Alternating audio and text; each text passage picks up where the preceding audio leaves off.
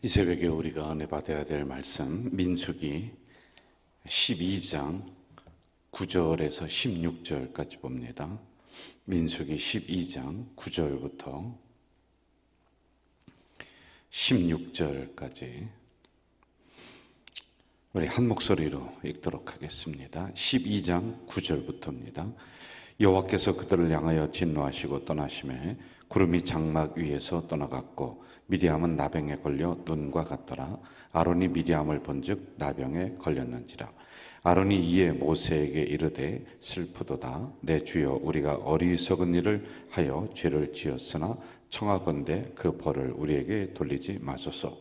그가 살이 반이나 썩어 모태로부터 죽어서 나온 자같이 되지 않게 하소서.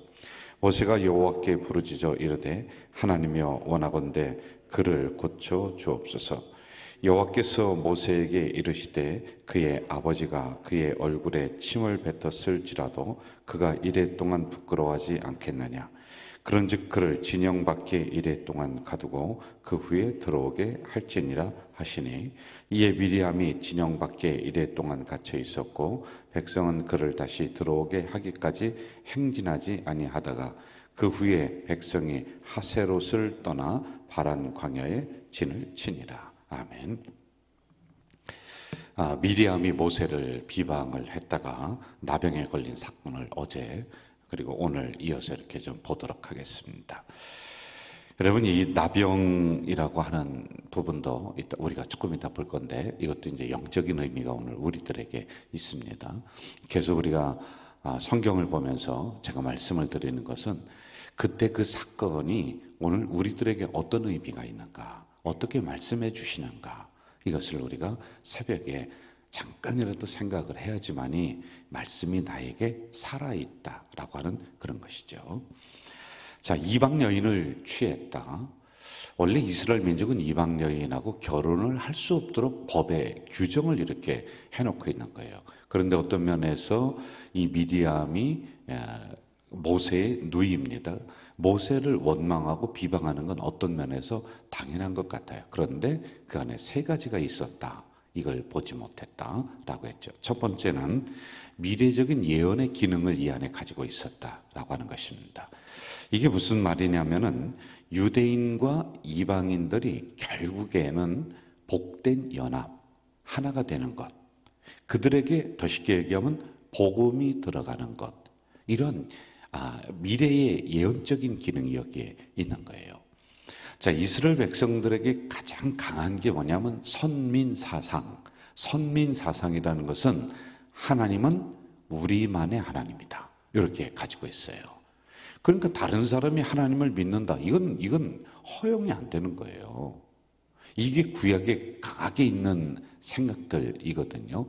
그런데 하나님은 계속 그걸 깨는 겁니다. 내가 어떻게 너희들만의 하나님이냐? 너희들 밖에 있는 온 세계의 하나님이다. 온 우주의 하나님이다. 왜 나를 너희들 민족 그 안에 가둬놓고 있느냐? 이렇게 하나님이 계속 말씀하는데 이스라엘 백성들이 이걸 깨는 게 정말로 어렵단 말이에요. 그래서 이게 신약으로 오면서 그리고 사도 바울로 오면서 이게 깨어지죠. 그리고 이방인들에게 복음이 계속 흘러가고 있습니다. 그런데 이러한 예언적인 기능을 이때 가지고 있었다라고 하는 것이죠. 자, 그리고 또 하나는 이 사건이 하나님의 뜻이었다라고 하는 겁니다. 어제를 복습을 하는 거예요. 여러분, 하나님의 뜻 이렇게 우리가 많이 이야기를 해요. 이게 하나님의 뜻이라는 게 뭘까요? 그래서 제가 찾아봤어요. 그랬더니 저도 원어적인 부분을 깊이 제가 연구를 못했었는데 이렇게 보니까 쉬운 것 같아요. 거기에 보니까요, 하나님이 좋아하시는 것, 하나님이 원하시는 것, 하나님이 바라시는 것, 이걸 하나님의 뜻, 우리는 이렇게 얘기한단 말입니다.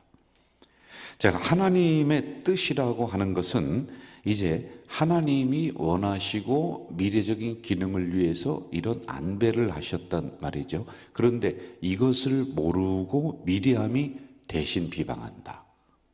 그럼 결국에는 그것을 허용하셨던 하나님을 향하게 되는 거예요, 그 비방이. 그래서 우리 조심해야 돼요, 여러분. 그래서 우리가 함부로 교회를 비방한다. 교회를 비방하는 게 거기서 끝나면 괜찮겠는데 교회의 머리 대신은 그리스도를 향한단 말이에요. 그러니 여러분, 이게 우리가 함부로 이렇다 저렇다 교회를 함부로 이야기할 부분이 아니죠. 그래서 위험한 거란 말입니다. 자, 세 번째, 이제 결정적인 부분이 나왔다 그랬습니다. 2절을 한번 좀 봅시다. 2절 제가 읽을게요. 그들이 이르되 여호와께서 모세와만 말씀하셨느냐 우리와도 말씀하지 아니하셨느냐 하매 여호와께서 이 말을 들으셨더라. 이렇게 나오고 있어요. 세 번째는 이들에게 질투심이 발동을 했던 것 같아요. 이제 인간의 본능적인 것 같아요. 왜 당신만 지도자냐? 나도 그 위치에 설 수 있다 라고 하는 것들. 이게 참 우리가 살아오면서 이런 부분들을 인정하는 게 굉장히 어려운 것 같아요. 어떻게 당신만, 쉽게 얘기하겠습니다. 어떻게 당신만 담임 목사냐? 어떻게 당신만 축도할 수 있느냐? 뭐 예를 든다면은 이러한 부분들이란 말이죠. 그래서 모세의 통치권을 인정하지 않았다라고 하는 이런 내용이었습니다. 자, 여기에 하나님이 문둥병으로 심판을 하시는 이유는 그럼 무엇일까? 여러분, 이 부분을 그냥 두면은 이스라엘 나라 그 백성들이 광야에서 두 패로 나눠져요. 두 패로. 그럴 거 아니겠어요? 미디암 패, 모세 패. 미디암을 좋아하는 그래, 그럴 수 있다. 근데 여러분, 그게 아닐 것 같으죠? 근데 여러분, 아니에요. 여기 김정은이 온다고 하더라도요, 김정은 좋아하는 패가 있고 아닌 사람이 있는 거예요. 그렇게 돼버리는 거예요. 사람은 아무리 옳은 일을 해나간다 할지라도 그렇지 않다라고 생각하는 그룹이 있어요. 당연히 있는 거예요. 100%라는 게 없는 겁니다. 자, 그래서 어떤 게 그 단체의 그 이스라엘 그 조직의 그리고 교회의 줄을 이루면서 나가느냐라고 하는 것이지, 여러분 뭐 쉽게 얘기하면 저만 해도 100% 좋아합니까? 아니거든요. 싫어하는 사람이 있을 수 있고 또 지금도 지켜보는 사람이 있을 수 있고 다 그렇거든요. 100%는 없는 거예요. 그런데 이럴 때 하나님이 어떤 통치권을 한쪽에 딱 인정하고 하나님의 권위를 거기에 부여하지 않으면은 그래? 그럼 우리도 한 패 만들지? 우리도 그렇게 되지? 하고 조직이 양분이 되는 거 아니겠어요? 그러니 하나님이 지금은 분열할 때가 아니에요. 분열은 사단이에요. 그러니 그렇게 비방하는 미디암을 치는 겁니다. 그리고 이스라엘 백성들을 하나로 묶어서 가게 만드는 거란 말이에요. 자, 이제 오늘 본문을 좀 나가봅시다. 10절로 한번 좀 가볼까요? 10절 같이 한번 읽읍시다. 시작. 구름이 장막 위에서 떠나갔고 미리암은 나병에 걸려 눈과 같더라. 아론이 미리암을 본즉 나병에 걸렸는지라. 나병, 즉 흔히 문둥병이라고 이렇게 이야기합니다. 문둥병은 천하의 몹쓸 병, 하늘이 버린 병 이렇게 나와요. 우리나라 이건 그 이스라엘 나라 이건 문둥병에 대해서는 굉장히 터부시하는 거예요. 여러분, 오늘날 문둥병은 일어나진 않아요. 일어나진 않습니다. 이게 병이 다 이제 없어지고 그리고 또 거기에 상응하는 약이 다 나오고 했단 말이에요.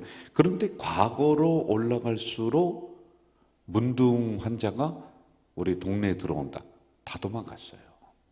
왜?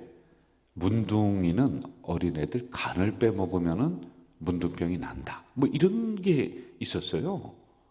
그러니까 문둥 환자들이 동량을 얻으러다가 동네로다가 돌아다닙니다. 그럼 다 도망가고 막 그렇게 했었던 기억이 저도 납니다.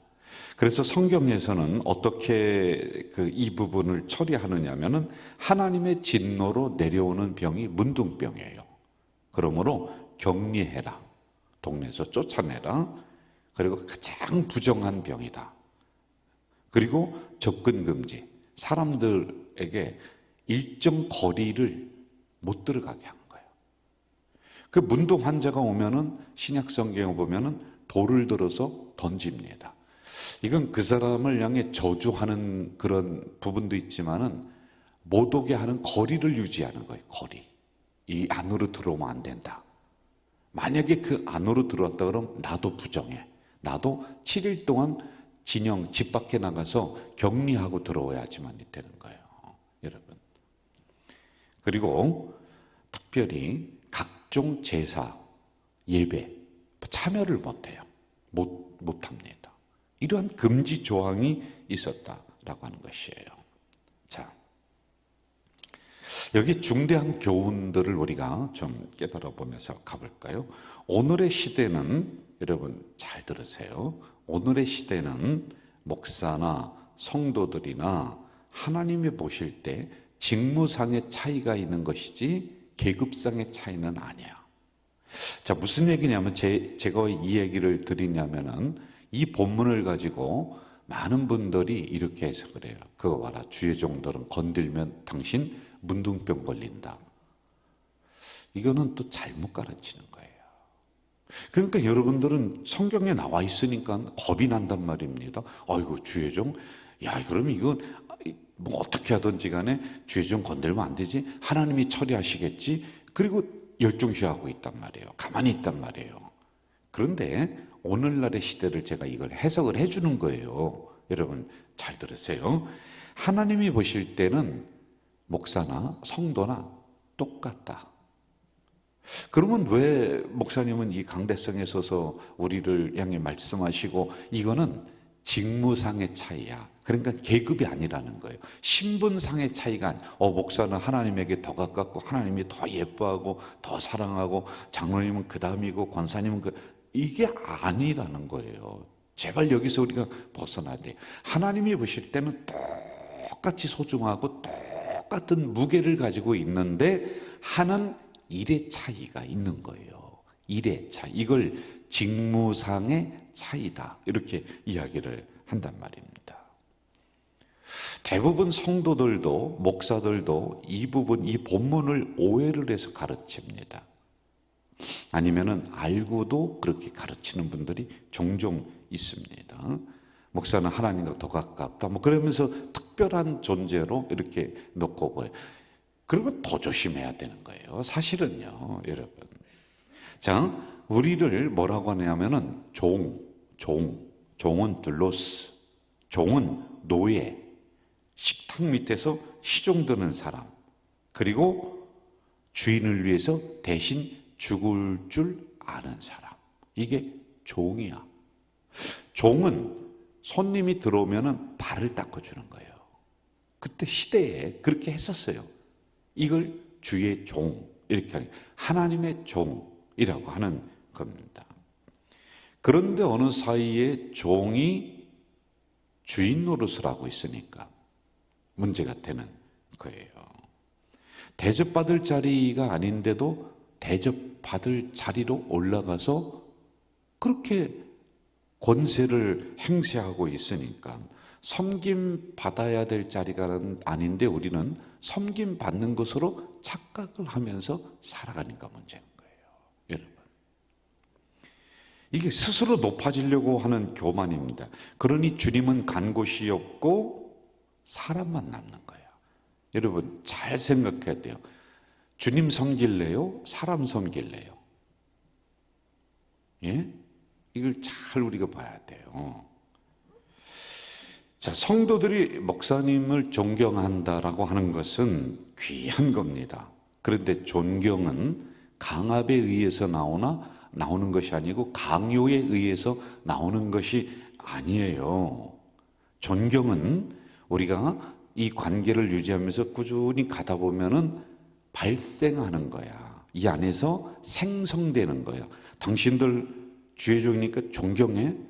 라고 해서 존경되는 게 아니라, 목사님과 5년, 10년 한 교회에서 신앙생활 하다 보니까 저분은 그래도 말씀대로 살려고 노력을 하는 우리 목사님이야 라고 하는 게 우러져 나오면은 스스로 존경하는 거죠.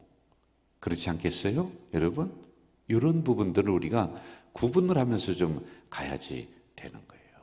자, 이제 우리 성도들 입장에서 제가 또 말씀을 한번 드릴게요. 여러분, 주의 종이라고 그랬어요. 여러분의 종이 아니야. 착각을 하는 거예요. 이것도 도가 지나친 분들이 있어요. 함부로 하는 거예요. 어이, 지금 어린 예를 들어서 목사님이요. 그러면 야, 이런 형태로 하는 분들이 우리 교회가 아니라 다른 데 종종 있더란 말이에요. 그리고 또 뭐가 있냐면은 교회 종 또는 당회 종으로 생각하고 목사가 마음에 안 들 수가 있잖아요. 그러면 회사에서 회사원 갈아치우듯이 목사를 갈아치우는 거야. 갈아치우는. 이거는 몹쓸 사람들이에요. 절차에 의해서 건의하고 절차에 의해서 행정적인 처리를 하는 게 옳은 거지. 지 마음에 안 든다고 몇 사람이 쑥덕쑥덕해서 그렇게 해서 갈아치우고 이게 우리 교회는 한번 생각해봐요. 앞에 김용주 목사님이 20년 동안 잘 터대를 닦아 놓으셨어요. 얼마나 귀합니까? 이게 좋은 교회예요. 그리고 저도 20년 가까이 지금 햇수로 20년이 됩니다. 제가 또 알맞게 은퇴하면은 한 25, 6년 될 것 같아요. 그리고 또 다음 분이 오면은 그 정도의 그 기간을 가지고 교회를 잘 섬기게 하는 게 좋지. 조금 마음에 안 든다고 다른 사람 갈아치우고 여러분. 구간이 명간이에요. 사람은 그게 그거예요. 또 조금 차이는 있을 수 있어요. 설교는 기가 막히게 해서 마음에 쏙 드는데 여러분 생활이라든지 뭐 여러 가지 행정이 엉망이에요. 설교 2년 3년만 들어봐요. 여러분 새로운 게 없습니다. 맨날 먹는 밥 그게 좋은 거예요. 근데 이러한 부분을 여러분들이 생각을 해야지만이 돼요. 부안해동 시켜서 성도들 네 편이냐 내 편이냐 이렇게 하고 목사 편하지 마라 우리 편해라 라고 하는 이러한 부분들이 한국교회에 많이 있다고요. 그리고 뭐라고 하느냐면 우리는 교회를 사랑하는 사람들이래. 교회를 안 사랑하는 사람이 누가 있습니까? 예? 이게 정말 잘못된 부분들이고 이 말씀을 오해를 하면서 우리가 가는 것이에요. 여기도 잘못이고 저기도 잘못이에요. 그래서 우리 교육자들도 이것 가지고 너희들 함부로 하면은 문둥병 걸린다. 이렇게 설교하면 안 되는 거예요. 그리고 성도들도 함부로 주의 종들이 내 종인 양 함부로 하면 안 되는 거예요. 그래야지 이게 잘 맞아 들어가야지 이 광야가 한 팀이 돼서 건너갈 수 있는 오늘의 광야 시대 아닙니까? 이런 것들입니다. 자, 만약에 이게 안 되면은 주의 종도 그렇고 여러분도 그렇고 교회도 그렇고 문둥병이 걸리는 거예요. 문둥병은 썩어 들어가는 병입니다. 아프지가 않아요, 여러분. 그래서 살점이 떨어져 나가도 손가락 떨어졌네? 발가락 떨어졌네? 아파야 되는데 안 아파. 썩어 들어가는데 이렇게 되는 거예요.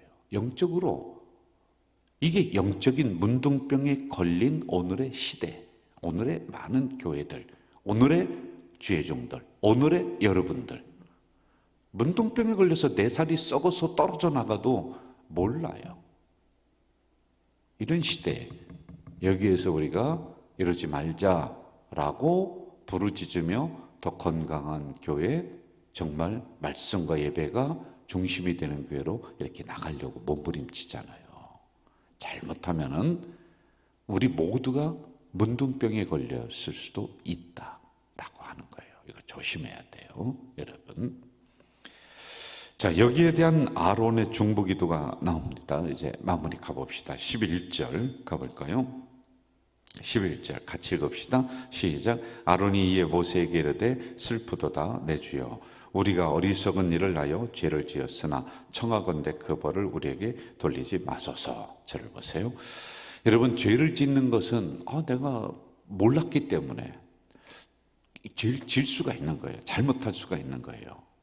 그런데 말씀이 나에게 들어올 때 빨리 깨닫고 회개하는 게 더 중요한 겁니다. 우리는 모르면은 그렇게 할 수가 있는 거죠. 비방할 수도 있는 거죠. 그런데 하나님 말씀을 듣고 그게 아니구나 라고 나를 고쳐나가야 돼요. 여러분 여러분들은 고집이 있어서 나도 고집이 있어서 하나님의 말씀을 고치려고 하는 경우가 많아요. 그러면 안 돼요. 나를 고쳐야 돼요. 그래서 지금 아론이 이쪽에서 부안해동에서 같이 비방했지만 그것이 아니구나 라고 빨리 깨달아 나가고 있는 거예요. 그러니 그 직분을 계속 감당하면서 그 위치가 보존되며 해나가고 있습니다. 자, 여기에 대한 모세의 입장을 한번 좀 봅시다. 13절 보면서 마무리합시다. 같이 읽을까요? 시작. 모세가 여호와께 부르짖어 이르되 하나님이여 원하건대 그를 고쳐 주옵소서. 자, 모세의 이런 기도로 말미암아서 어떻게 됐냐? 하나님의 마음이 움직여요. 결국에는요. 그래서 이 모세의 기도는 세 가지의 특징을 가지고 있습니다. 제목만 잘 기억하세요. 첫째는 같은 책임을 느끼는 기도였다. 그거 봐라. 당신들이 비난했더니 그렇게 됐지라고 그렇게 저주하고 하나님 입장에서 같이 이야기하는 것이 아니라 우리가 공동체구나. 같은 책임이 있구나. 라고 하는 책임성 있는 기도예요. 그리고 두 번째, 상처 입은 사람의 심정으로 구한 겁니다. 여러분, 우리가 주변에 어려움 당하는 사람들 종종 있어요. 그러면은 그 사람들을 보면서 반대로 이렇게 생각하는 분들이 있어요. 아이고, 하나님, 나는 저렇게 물난리 겪지 않도록 해주시니 감사합니다. 이거는 낮은 사람의 기도예요. 같은 마음이 돼야 돼요. 비록 나는 물난리를 겪지 않았지만 저 사람들이 얼마나 어려울까라고 하는 같은 심정이 돼야 되는데, 이걸 보면서 반대로 내가 이렇게 안전하니 감사하구나. 그럼 이 사람들은 불행하고 이 사람들은 저주받고 하나님이 버림받은 거예요? 그러면 안 되는 거예요. 그래서 같은 상처받은 심정으로 우리가 함께 나가야 된다. 그런 기도였다라고 하는 것이죠. 세 번째는 진정을 다하는 진실한 기도였다. 그러니까 하나님의 마음을 움직이는 거란 말입니다. 오늘도 하나님의 마음을 움직이는 기도의 사람, 또 말씀의 사람, 우리 성도님들이 되시기를 주 이름으로 부탁드립니다. 전능하신 아버지 하나님, 오늘 새벽에 연약한 저희들을 깨워주시고 말씀을 허락해 주시니 감사합니다. 하나님이 원하시고 하나님께서 말씀하시는 것, 이것을 분명하게 정확하게 알고 우리가 신앙생활에 나갈 수 있도록 인도해 주시옵소서. 오늘 주신 말씀 의미가 깊습니다. 하나님, 가슴 깊이 새기는 우리들이 되도록 도우시고 결국에는 하나님의 마음을 움직이는 기도의 사람이 우리가 될 수 있도록 인도해 주시옵소서. 예수님의 이름으로 기도하옵나이다. 아멘. 하늘에 계신 우리 아버지의 이름을 거룩하게 하시며 아버지의 나라가 오게 하시며 아버지의 뜻이 하늘에서와 같이 땅에서도 이루어지게 하소서. 오늘 우리에게 일용할 양식을 주시고 우리가 우리에게 잘못한 사람을 용서하여 준 것 같이 우리 죄를 용서하여 주시고 우리를 시험에 빠지지 않게 하시고 악에서 구하소서. 나라와 권능과 영광이 영원히 아버지의 것입니다. 아멘. 여러분, 이 시간에는 우리가 침묵으로 기도하는 시간입니다. 오늘 받은 말씀, 여러분이 가지고 나온 기도 제목 가지고 조용히 기도하시다가 집으로 돌아가시겠습니다. 기도하겠습니다.